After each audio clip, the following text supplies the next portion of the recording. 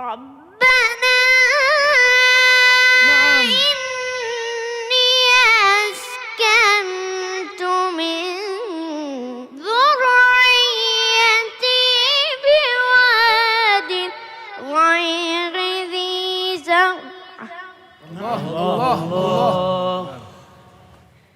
بواد غير ذي زرع عند بيتك المحرم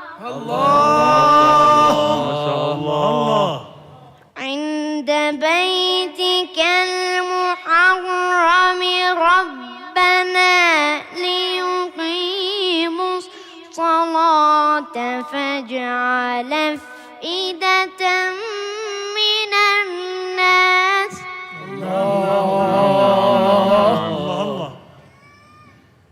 فاجعل أفئدة من الناس تهوي إليه